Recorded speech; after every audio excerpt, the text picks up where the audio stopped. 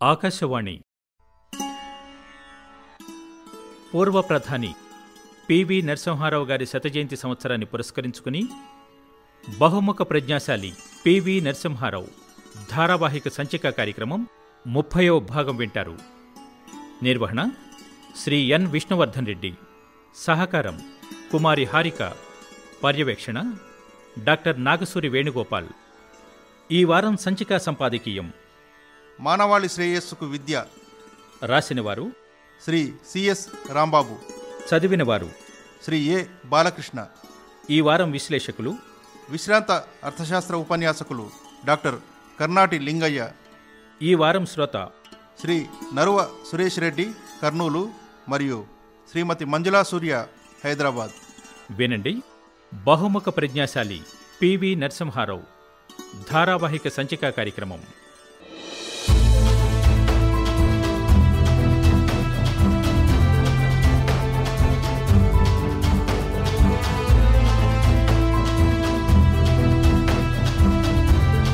బహుముఖ ప్రజ్ఞాశాలి PV Narasimha Rao.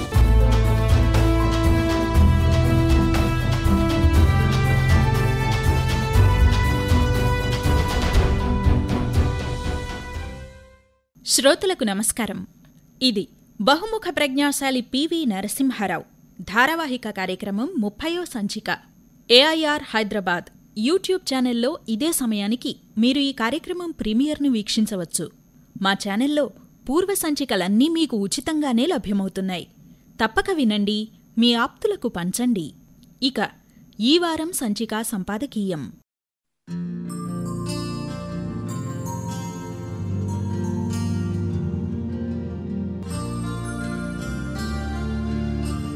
PV ప్రసంగాల్లో 2 అంశాలను స్పష్టంగా గమనించొచ్చు.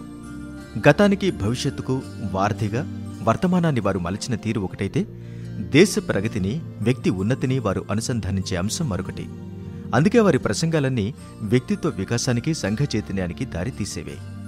విద్య సమాజ చైతన్యానికి ఉపకరించాలని పివి తపించేవారు. కేవలం పరీక్షల్లో సాధించిన మార్కులే ప్రతిభకు గీటురాళ్లు కాదు అనేవారాయన.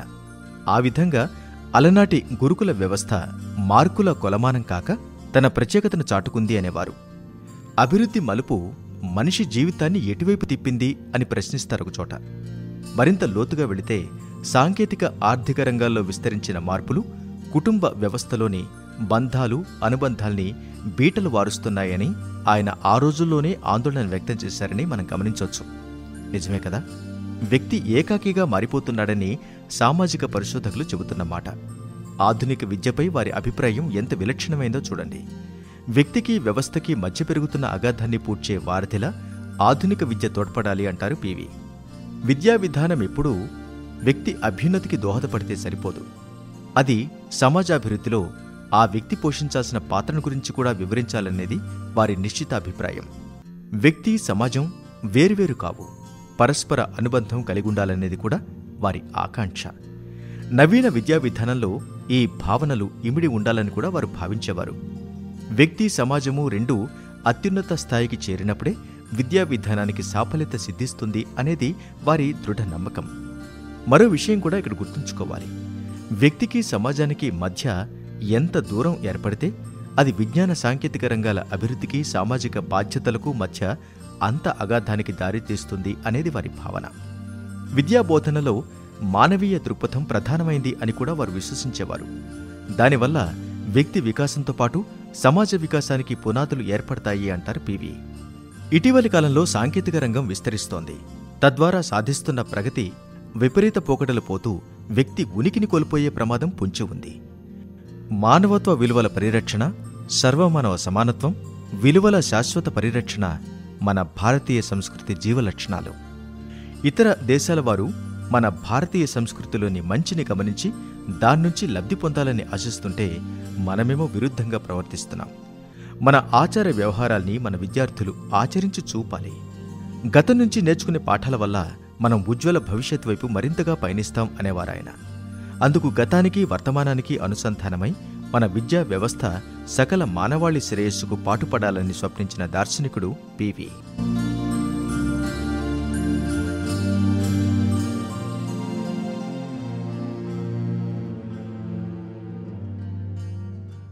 విద్య నిగూఢగుప్తమగు విత్తము రూపము పూరుషాళికిన్.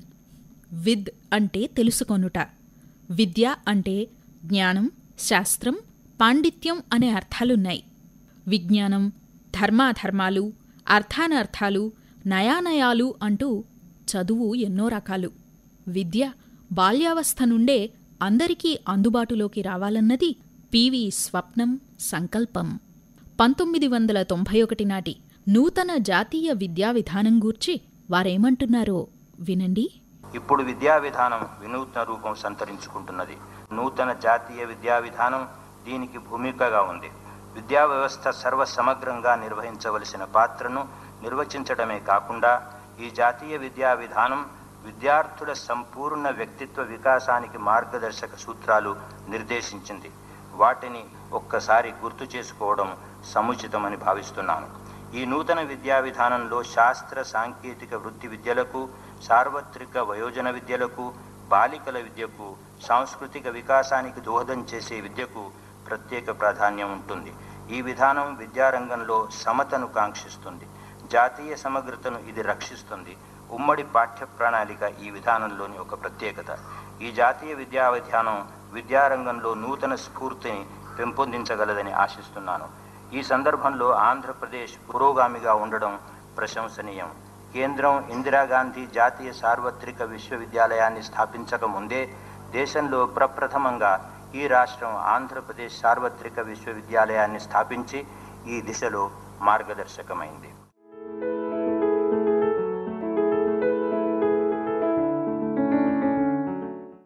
పివి నరసింహారావు రసజ్ఞుడు, కళాభిజ్ఞుడు, సంగీతజ్ఞుడు, చిత్రకారుడు, నటుడు, నవరస విశారదుడు. ఆయన మహోజ్వల చరిత్రకు నిదర్శనంగా డాక్టర్ కర్నాటి లింగయ్య గారు ఇటీవల 100 చిరు కవితలు రచించారు. లింగయ్య గారు విశ్రాంత ఆర్థిక శాస్త్రోపన్యాసకులు, రాష్ట్ర ప్రభుత్వ ఉత్తమ అధ్యాపక పురస్కారం, ఉస్మానియా విశ్వవిద్యాలయం వారి millennium educational excellency award, Potti Sriramulu Telugu విశ్వవిద్యాలయం వారి కీర్తి పురస్కారాన్ని పొందారు. పివి నరసింహారావు గారిని ముమ్మారు కలిశారు. ఆ జ్ఞాపకాలు మనతో పంచుకుంటున్నారు. పివి నరసింహారావు ఈ తెలుగు తేజం యొక్క వైభవాన్ని విశ్వవ్యాప్తం చేసేలా ఆకాశవాణి వారు ఏడాది పాటు కార్యక్రమాలు నిర్వహిస్తుండడం మనందరికీ గర్వకారణం. ఇందులో భాగంగా ప్రత్యేక ధారావాహికలు ప్రసారం చేస్తూ నన్ను భాగస్వామి చేస్తున్నందుకు కార్యక్రమ రూపకర్తలకు, నిర్వాహకులకు కృతజ్ఞతలు. ప్రపంచవ్యాప్తంగా పేరు కీర్తి పొందిన నాయకుడు, పరిపాలనా దక్షుడు, భూ సంస్కరణల పితామహుడు, ఆర్థిక సంస్కరణ రూపకర్త, బహుభాషా కోవిదుడు, బహుగ్రంథకర్త, జగమెరిగిన సామ్యవాది, తెలుగు తల్లి ముద్దుబిడ్డ, రాజనీతిజ్ఞుడు, భారతదేశ ప్రగతికి ఉజ్వలమైన దారులు నిర్మించిన మహోన్నత వ్యక్తి పివి నరసింహారావు. గొప్ప సాహితీవేత్తగా పివి బాల్యం నుండి సాహిత్య ప్రస్థానం ప్రారంభించాడు. కవి, గాయకుడు, నటుడు, కళాకారుడు, సరస్వతీ పుత్రుడు. అంతేకాదు 17 భాషలలో ఆయన పరిజ్ఞానం గొప్పది. ఆయన ధారణ శక్తి అద్భుతం, జ్ఞాపక శక్తి మహాద్భుతం. కనిపించిన పుస్తకం చదవడమే ఆయన లక్ష్యం.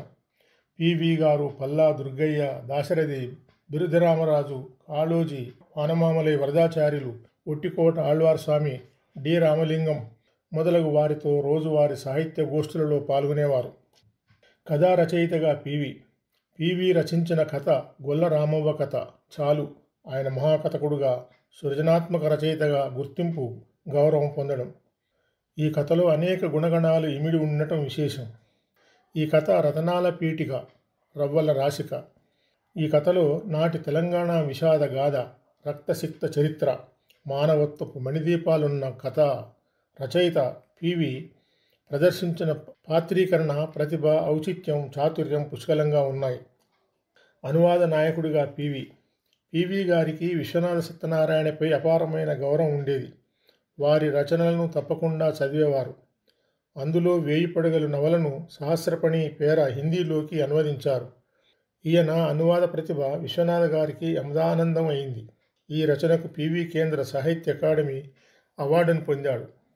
హరినారాయణ ఆప్టే గారి మరాఠీ పుస్తకమును అబలా జీవితం అనే పేరుతో తెలుగులో అనువదించారు.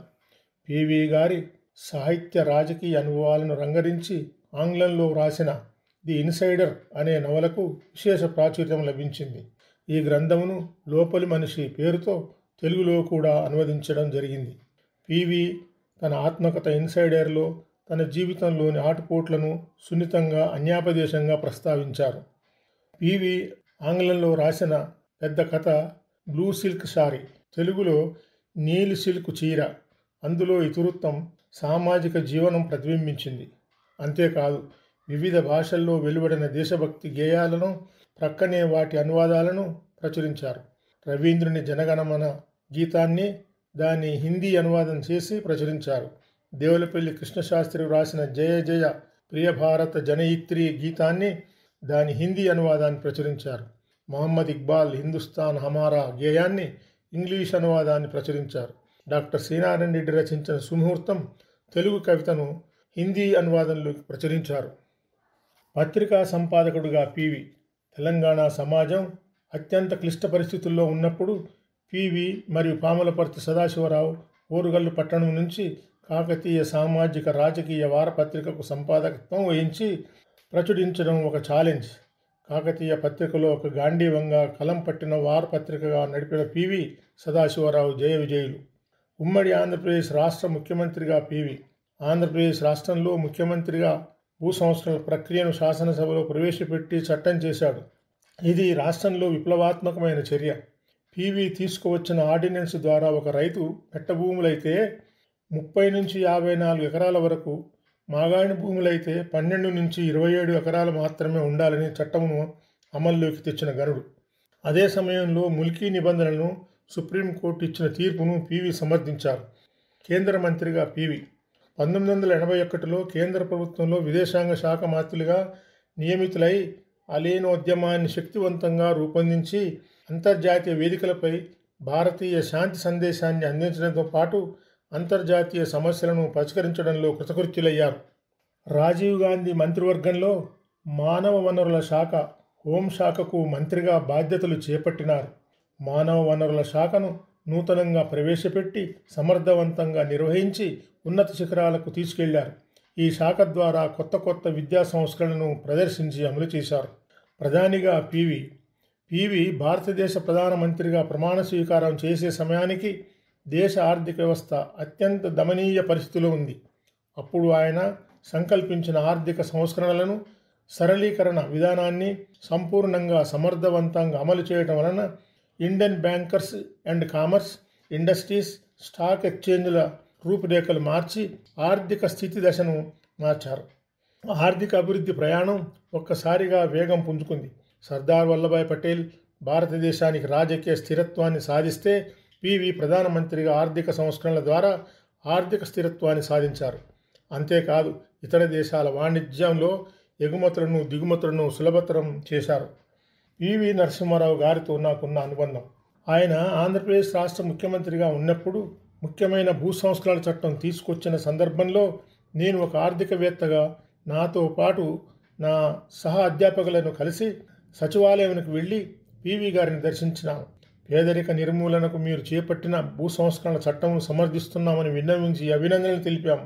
వెంటనే పివి గారు స్పందించి మీలాంటి మేధావుల మద్దతు నాకు కావాలి అని పలికారు. 1982లో న్యూ గవర్నమెంట్ కాలేజీ సికింద్రాబాద్ నుండి విద్యార్థులను విజ్ఞాన యాత్రకు తీసుకెళ్లాం. యాత్రలో భాగంగా దేశ రాజధాని ఢిల్లీ చేరుకొని ప్రథమంగా శ్రీమతి ఇందిరాగాంధీ ప్రధానమంత్రి గారిని కలిసి ఆమె అభినందనలు, ఆశీర్వచనలు అందుకున్నాం. తదుపరి మన పివి నరసింహారావు విదేశాంగ మంత్రులను వారి ఇంటి వద్ద కలుసుకొనగా మమ్మలను ఆప్యాయంగా పలకరించి యాత్రా విశేషాలు తెలుసుకున్నారు. వసతులు సరిగా ఉన్నాయా అని అడిగారు. విద్యార్థులకు 4 మంచి మాటలు చెప్పి దేశ ప్రగతికి కృషి చేయాలని సందేశం ఇచ్చారు. తర్వాత వారి అభినందనలను, ఆశీస్సులను అందుకున్నాం. ఇకపోతే ముచ్చటగా 3వసారి హైదరాబాదులోని లలిత కళా తోరణంలో తేదీ 22/1/1993న డాక్టర్ మేడసాని మోహన్ గారి శతావధానం సభకు ప్రధానమంత్రి పివి నరసింహారావు గారు ముఖ్య అతిథిగా విచ్చేసి ప్రారంభించారు. ఆ సమయంలో నాతో పాటు అవధాన పృచ్ఛకులు డాక్టర్ మృణాళిని, ఉత్పల సత్యనాచార్యులు, బిజినపల్లి లక్ష్మీకాంత గుప్తా తదితరులము వారిని ప్రత్యేకంగా కలిసినాం. ఆ సమయంలోనే నేను తెలుగులో వ్రాసిన కవితా గ్రంథాలు విరిసిన మొగ్గలు, మరో వసంతం, మనోరథం మొదలగు గ్రంథాలను వారికి అందించగా నేను పుస్తకాలను చదువుతాను అని చెప్పారు. నాకు కూడా కవితలంటే చాలా ఇష్టం అని ఆశీర్వదించి వెళ్ళారు. పివి వ్యక్తిత్వం. పివి ఎన్నో పదవులను నిర్వహించినా నిరాడంబరంగా, నమ్రత, సాధారణ జీవితం గడిపారు. అధికారాన్ని దుర్వినియోగం చేయలేదు. పివి మితభాషి, మేధావి, పండితుడు, సాహితీవేత్త. జీవితంలో నమ్మిన వారికి సహాయం చేశారు. రాజకీయాలలో విలువలను ఆచరించాలని, ప్రజాస్వామ్యాన్ని ఆదరించాలని పివి గారి సంకల్పం.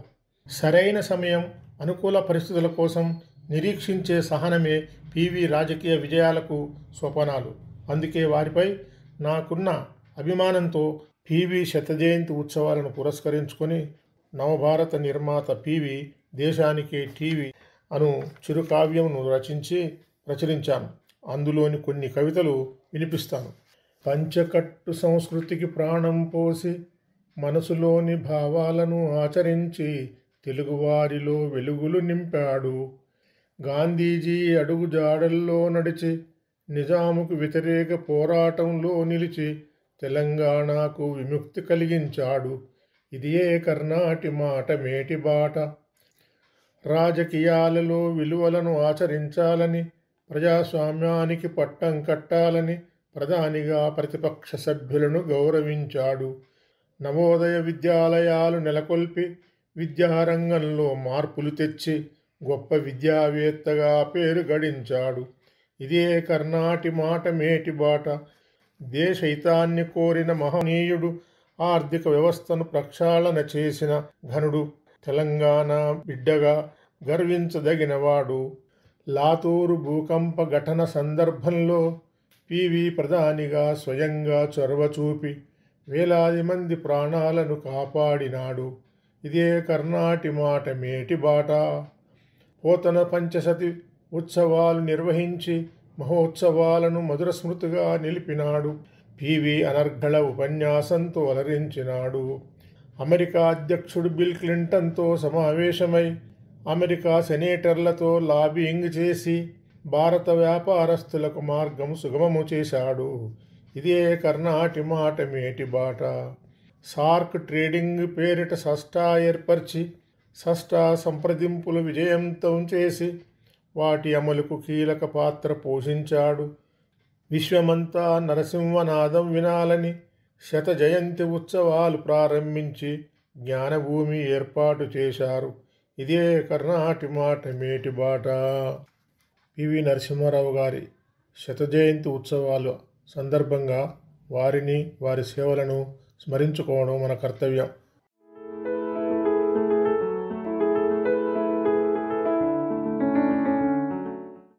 పివి నరసింహారావు గారితో తనకు గల చిరు పరిచయాన్ని తెలిపి చిరు కవితలను వినిపించారు డాక్టర్ కర్ణాటి లింగయ్య గారు.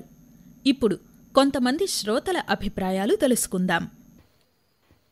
శ్రోతలకు నమస్కారం. నా పేరు నర్వా సురేష్ రెడ్డి. నేను బ్యాంక్ ఉద్యోగిగా పనిచేస్తున్నాను. కర్నూలు జిల్లా నుంచి మాట్లాడుతున్నాను. ఇండియన్ ఎకానమీ అంటే పివి నరసింహారావు గారు ప్రధాని అవ్వకముందు, అయిన తర్వాత అని చెప్పుకుంటుంటారు. అంతలా ఆర్థిక సంస్కరణలు చేసిన వీరు తనదైన ముద్ర వేసుకున్నారు. పివి నరసింహారావు గారు ప్రధాని బాధ్యతలు చేపట్టే నాటికి దేశ ఆర్థిక స్థితిగతులు చాలా క్లిష్ట పరిస్థితుల్లో ఉన్నాయి. అన్ని అమర్చిన విస్తరిలో భోంచేయడం చాలా సులభమే, కానీ భోంచేయడానికి అవసరమైన అన్ని వనరుల్ని సమకూర్చుకుని భోంచేయడం చాలా కష్టం.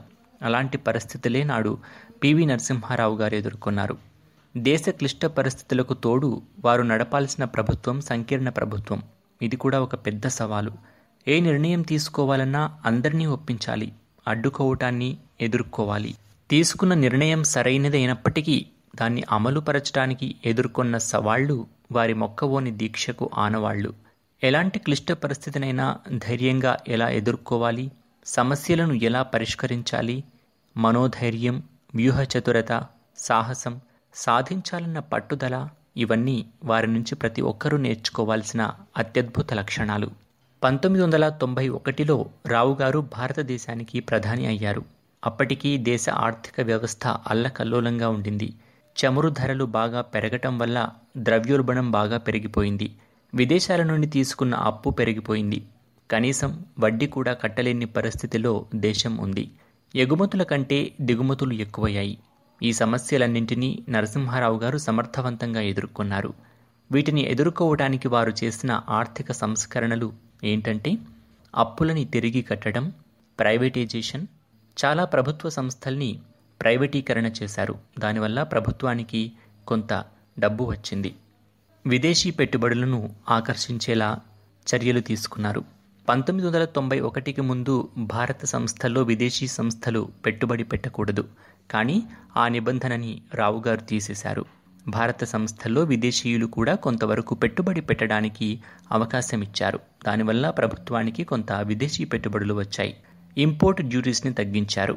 ఇండియాలోకి ఏదైనా దిగుమతి చేసుకోవాలంటే దానికి 85% పన్ను ఉండేది. దాన్ని 25%కి తగ్గించారు.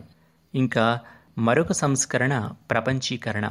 అప్పటి వరకు ఏదైనా విదేశీ సంస్థ వచ్చి ఇండియాలో వ్యాపారం చేయాలంటే చాలా నియమ నిబంధనలు ఉండేవి. దాదాపు 8 సంస్థల నుండి ఆ విదేశీ కంపెనీలు అనుమతులు తీసుకోవాల్సి ఉండేది. ఆ నిబంధనలు అన్నింటినీ రావు గారు సరళతరం చేశారు. ఇండియన్ మార్కెట్ని విదేశీ సంస్థలకి అనుకూలం చేశారు. దానివల్ల చాలా విదేశీ సంస్థలు భారతదేశానికి వచ్చాయి. మరొకటి ఇన్ఫ్రాస్ట్రక్చర్.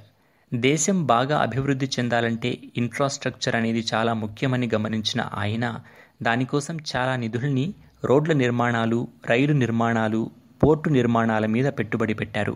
ఇలాంటి ఎన్నో సంస్కరణల్ని రావు గారు ఇంప్లిమెంట్ చేశారు. దక్షిణాది రాష్ట్రాల నుండి ప్రధానిగా ఎన్నికైన తొలి వ్యక్తి, బహుముఖ ప్రజ్ఞాశాలి, మన ప్రియతమ పూర్వ తెలుగు ప్రధాని శ్రీ పివి నరసింహారావు గారి శత జయంతి ఉత్సవాలను పురస్కరించుకుని ఆకాశవాణి కేంద్రం వారు ప్రతి ఆదివారం ప్రత్యేక కార్యక్రమాన్ని ప్రసారం చేస్తున్నారు. దీనికి ఆకాశవాణి సంచాలకులకి, సిబ్బందికి నా వందనాలు. ఇంత గొప్ప కార్యక్రమంలో ఆ మహానుభావుని గురించి నాకు మాట్లాడే అవకాశం వచ్చినందుకు చాలా సంతోషిస్తున్నాను.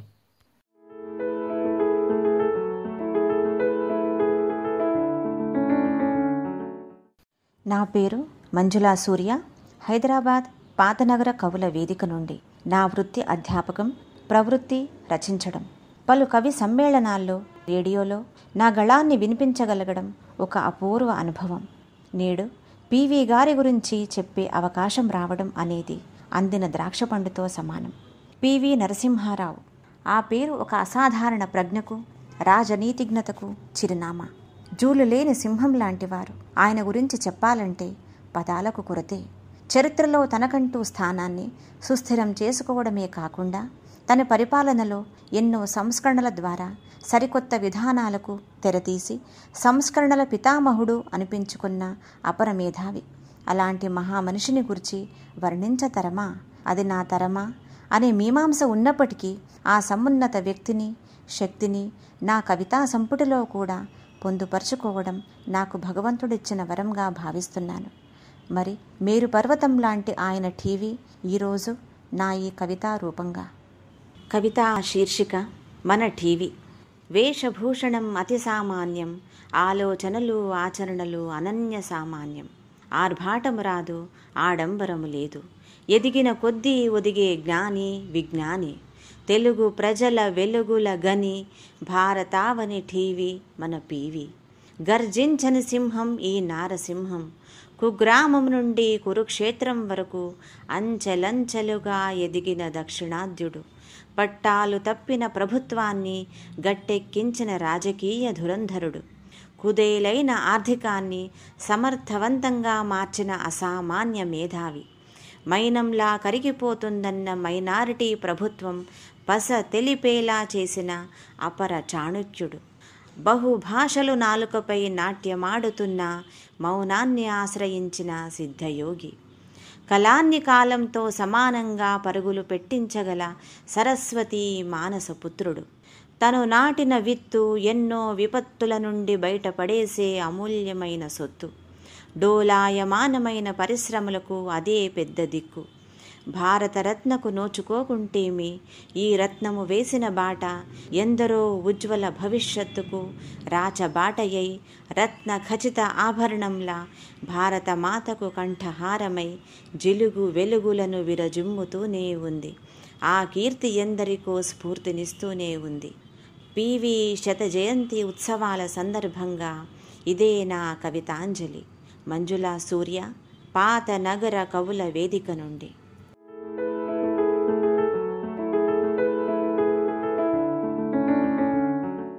మీరు కూడా ఇలా ఈ ధారావాహికలో మీ గళాన్ని వినిపించదలుచుకుంటే మాకు తెలియజేయండి. మా ఇమెయిల్ pvnrairhyd@gmail.com. మా చిరునామా Janavani, care of station director, Akashvani, Saifabad, Hyderabad 500004. మీ లేఖల కోసం ఎదురుచూస్తూ ఉంటాం. వచ్చేవారం మరో ప్రముఖునితో పివి నరసింహారావు గారి బహుముఖీన వ్యక్తిత్వంలో మరో కోణం గురించి చర్చించుకుందాం. నమస్తే.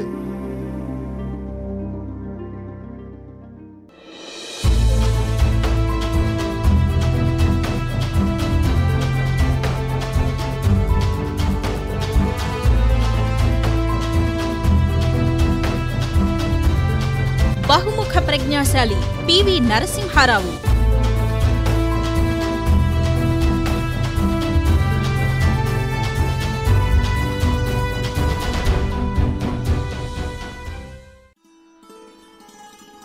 ఇంతవరకు మీరు పూర్వ ప్రధాని పివి నరసింహారావు గారి శతజయంతి సంవత్సరాన్ని పురస్కరించుకుని బహుముఖ ప్రజ్ఞాశాలి పివి నరసింహారావు ధారావాహిక సంచికా కార్యక్రమం 30వ భాగం విన్నారు.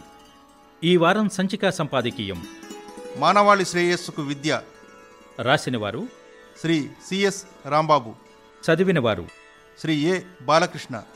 ఈ వారం విశ్లేషకులు విశ్రాంత అర్థశాస్త్ర ఉపన్యాసకులు డాక్టర్ కర్నాటి లింగయ్య. ఈ వారం శ్రోత శ్రీ నరువ సురేష్ రెడ్డి, కర్నూలు, మరియు శ్రీమతి మంజులా సూర్య, హైదరాబాద్. నిర్వహణ శ్రీ ఎన్ విష్ణువర్ధన్ రెడ్డి. సహకారం కుమారి హారిక. పర్యవేక్షణ డాక్టర్ నాగసూరి వేణుగోపాల్. ఈ కార్యక్రమం ఆకాశవాణి హైదరాబాద్ కేంద్ర సమర్పణ.